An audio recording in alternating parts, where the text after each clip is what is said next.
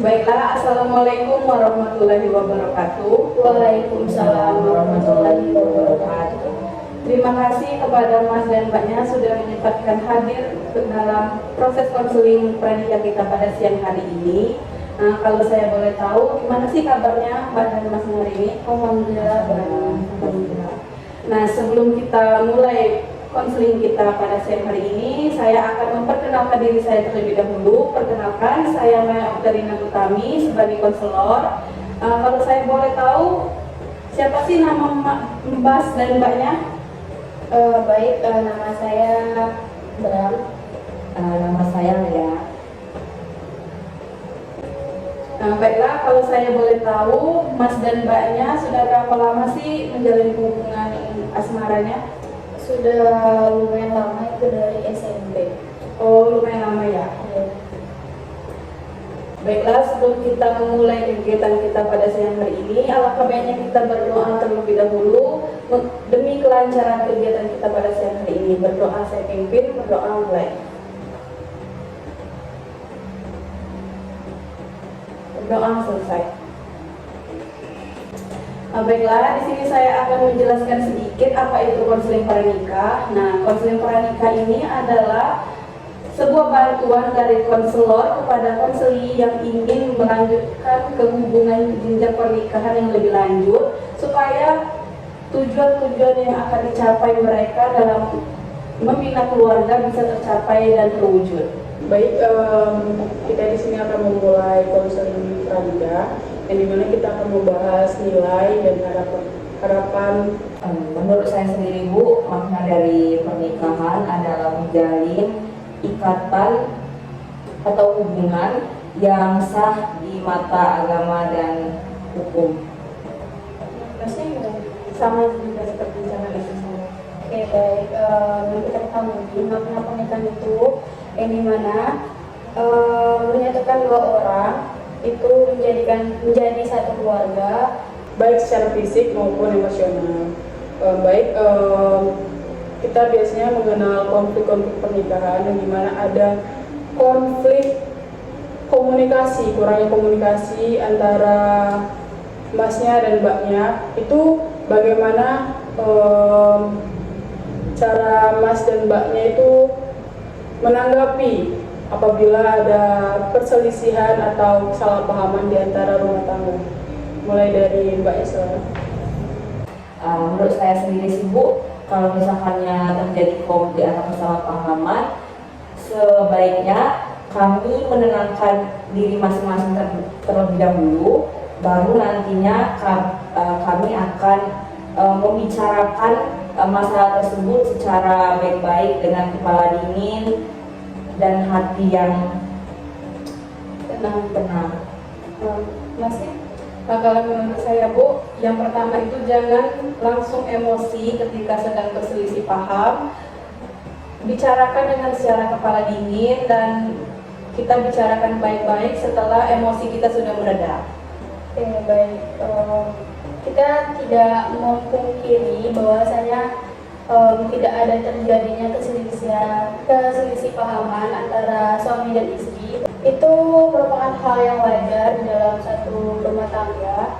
Baik, yang kita ketahui bahwasanya komunikasi itu adalah kunci dalam pernikahan yang sehat, yang dimana mempererat hubungan antara mas dan mbaknya dalam menjalankan pernikahan. Nah, kalau boleh tahu, mas dan mbaknya ini sudah bekerja atau ada yang tidak bekerja? Kami dua-duanya bekerja, Bu. Bekerja. Baik, sebelum kalian melanjutkan ke jenjang yang serius, apakah sudah memikirkan atau jadi semuanya bekerja ya di sini. Jadi saya akan bertanya, apabila misalkan sudah melanjutkan ke jenjang pernikahan yang serius, apakah masnya membolehkan istrinya untuk bekerja atau tidak? Kalau saya sih boleh-boleh saja, asalkan calon istri saya tidak keberatan dan memenuhi semua tanggung jawabnya sebagai istri. Asalkan dia bisa mempertanggungjawabkan dirinya sebagai seorang istri dan membangun rumah tangga dan serta menjaga anak-anaknya dengan lebih baik lagi. Oke, kalau mbaknya gimana? Kalau saya sih sebagai istri nantinya ya, saya itu ikut aja apa kata suami saya. Kalau misalkan dia boleh bekerja ya saya bekerja. Kalau misalkan saya bekerja, saya juga nggak lepas dari tanggung jawab saya sebagai istri nantinya.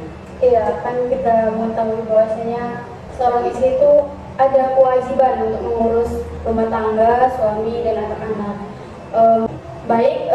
Untuk kedepannya itu bagaimana dalam finansial keuangan dan bagaimana cara mengatur keuangan dalam rumah tangga Mas dan Mbaknya. Bagaimana Masnya? Kalau menurut saya, ketika kami menikah nanti, keuangan atau gaji saya itu akan saya serahkan kepada istri saya untuk mengelola masalah rumah tangga, misalnya untuk membeli keperluan rumah tangga, membeli keperluan anak-anak dan sebagainya. Jadi saya serahkan gaji saya itu kepada istri saya dan saya memegang hanya beberapa persen saja. Banyak? Benar kata Mas Bram, itu nanti ketika kami telah menikah, saya akan mengatur keuangan dengan baik dan bertanggung jawab terhadap apa yang diberikan oleh suami saya nantinya. Baik, Mas dan Mbaknya sudah memikirkan secara matang bahwa siapa yang akan mengatur keuangan dalam rumah tangga itu Mbaknya yang mengatur. Nah, di sini berarti Mbaknya mempunyai tanggung jawab yang besar akan mengatur keuangan dan bertanggung jawab terhadap keuangan rumah tangga Mbak dan Masnya. Oke, baik, Mas dan Mbaknya nanti kan pada saat menjalin pernikahan itu kan akan menyatukan dua pihak keluarga besar, yang dimana keluarga Mbak dan keluarga Masnya. Dan saya akan bertanya bagaimana Mbak dan Masnya itu menghindari apabila terjadinya perdebatan ataupun konflik kesalahpahaman terdapat dari keluarga besar Mbak dan Masnya. Dan Mbak Isra.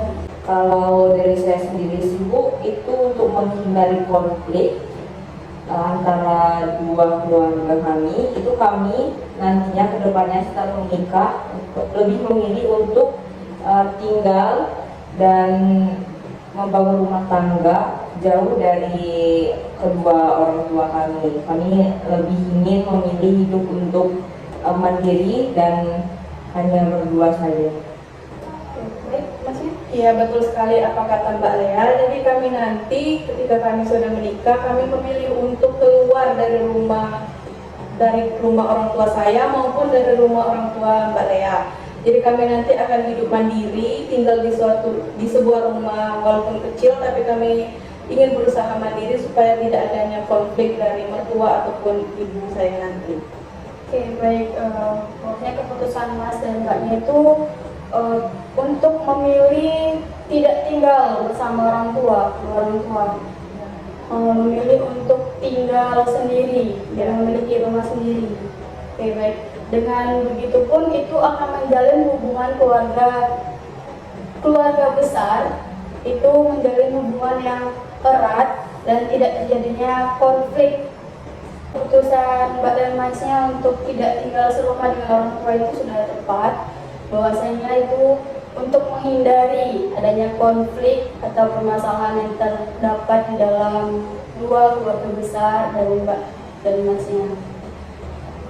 Oke, baik, saya akan mempertanyakan apakah nanti dalam kelanjutan pernikahan ini Mbak dan Masnya itu ada rencana untuk mempunyai keturunan atau tidak? Boleh? Tentunya sih Bu, setiap orang sudah menikah tentu saja pastinya setiap orang yang sudah menikah itu Bu pastinya ingin memiliki atau mempunyai anak. Dan juga kan pernikahan ini merupakan ibadah. Jadi anak itu kan merupakan anugerah yang diberikan oleh Tuhan kepada kami ya Bu. Ya. Jadi itu menurut saya sedikasihnya aja sih sama Allah. Ya, betul apa yang dikatakan Mbak Lea tadi. Yang pastinya kami sudah memikirkan secara matang mengenai keturunan, dan yang pastinya juga kami ingin memiliki keturunan. Baik. Oke, baik. Apa yang sudah dibicarakan tadi dan apa yang sudah diputuskan oleh Mas dan Mbaknya tadi, semoga semuanya dikabulkan oleh Allah SWT dan semoga diberikan keturunan yang soleha maupun soleh. Oke, baik. Zaman sekarang kan ini banyak sekali kasus-kasus perceraian yang dikarenakan oleh orang ketiga, yang dimana itu adanya perselingkuhan di dalam rumah tangga. Dan bagaimana cara Mas dan Mbaknya itu menanggapi apabila terdapatnya orang ketiga di dalam rumah tangga Mas dan Mbaknya? Baik, Masnya, silakan. Nah, kalau tanggapan saya sih, yang namanya perselingkuhan itu yang pastinya tidak ada toleransi lagi ya Mbak. Nah, karena kalau udah selingkuh itu yang namanya sudah mengkhianati salah satu dari kami. Nah, jadi kalau menurut saya tanya dulu apa sih alasan dari mbaknya, misalnya mbaknya selingkuh. Kalau misalnya sudah sangat berat dan tidak bisa ditolerir lagi, ya perceraian yang akan terjadi. Baik, Mbaknya silakan. Kalau menurut saya sih, Bu, juga kalau udah yang namanya selingkuh itu tidak ada kata maaf lagi sih kalau bagi saya. Lebih baik, kan kita nih menikah kan, jadi lebih baik kita saling terbuka dan menanyakan kekurangan pasangan kita, kira-kira kita kurangnya di mana sehingga dia ini selingkuhan. Itu aja sih. Oke, baik. Berarti dari Mas dan Mbaknya itu tidak ada toleransi atau kata maaf terhadap adanya orang ketiga maupun perselingkuhan di rumah tangga. Kita juga mengetahui bahwasanya di agama kita tidak boleh dan tidak dianjurkan adanya orang ketiga maupun perselingkuhan. Itu merupakan kesalahan yang sangat fatal, bahwasanya apabila adanya orang ketiga maupun perselingkuhan di rumah tangga. Dan perselingkuhan ini mungkin tidak akan terjadi apabila di dalam rumah tangga itu peran agama dalam rumah tangga, bahwasanya peran agama dalam rumah tangga ini sangatlah penting. Dengan adanya peran agama dalam rumah tangga ini, insya Allah tidak akan terjadinya perselingkuhan ataupun adanya orang ketiga di rumah tangga Mas dan Mbaknya. Oke, biasanya yang kita ketahui itu konflik rumah tangga, konflik di dalam rumah tangga itu tidak akan terjadi pada awal-awal pernikahan, maupun itu akan terjadi beberapa tahun kemudian akan kelihatan adanya konflik yang terjadi dalam pernikahan Mas dan Mbaknya. Baik, yang sudah kita bahas tadi mengenai masalah dan konflik yang terdapat di dalam pernikahan atau dalam rumah tangga, seperti kurangnya komunikasi dan konflik terjadinya perselisihan atau kesalahpahaman antara Mas dan Mbaknya, dan mengenai siapa yang mengatur keuangan dan bagaimana cara menjalin hubungan antara keluarga besar, dan merencanakan ingin mempunyai dan memiliki keturunan, terus cara menghindari terjadinya perselingkuhan dan orang ketiga. Yang saya harapkan nanti semoga Mas dan Mbaknya kedepannya dalam menjalin hubungan atau pernikahan ini bisa bekerja sama dan menyelesaikan masalah yang dihadapi oleh Mbak dan Masnya nanti dengan bekerja sama untuk bagaimana mencari jalan keluar atau solusi permasalahan tersebut. Oke, saya berharap apa yang kita bicarakan pada hari ini Mas dan Mbaknya bisa menerapkan mulai dari sekarang dan seterusnya. Baiklah, terima kasih kepada Mas Bram dan Mbak Lea telah mengungkapkan dan menyampaikan pendapatnya di sini, dan saya juga mengucapkan terima kasih kalian sudah mau dan saling ingin mendengar pendapat satu sama lain. Saya berharap kedepannya pernikahan kalian berjalan dengan lancar, dan semoga kedepannya kalian bisa membangun rumah tangga yang sakinah mawaddah dan warahmah, dan mempunyai keturunan soleh dan soleha. Nah, bagaimana perasaan Mbak dan Masnya setelah mengikuti kegiatan konseling kita pada siang hari ini? Apakah merasa lebih lega atau gimana? Gimana Masnya?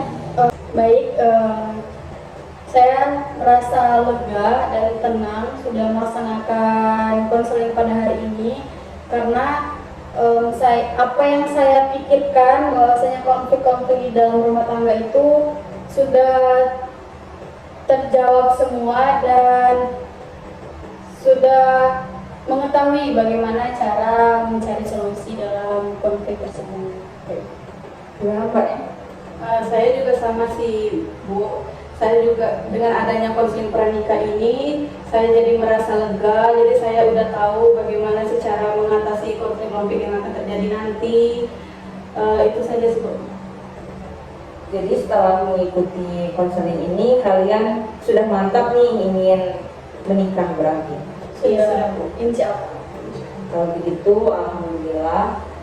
Semoga kedepannya apa yang kalian harapkan, tujuan yang kalian harapkan itu bisa tercapai semua kedepannya. Baiklah, kalau begitu sudah clear ya semuanya. Iya. Jadi langsung saja saya mengucapkan terima kasih kepada Mbak dan Masnya yang telah mau mengikuti sesi konseling kita pada siang hari ini dari awal sampai akhir. Baiklah, sebelum kita menutup sesi konseling kita, tadi kan kita sudah melalui dengan doa. Kita hari dengan doa juga. Berdoa akan saya pimpin, berdoa dimulai. Berdoa selesai. Baik, mungkin sampai di sini saja.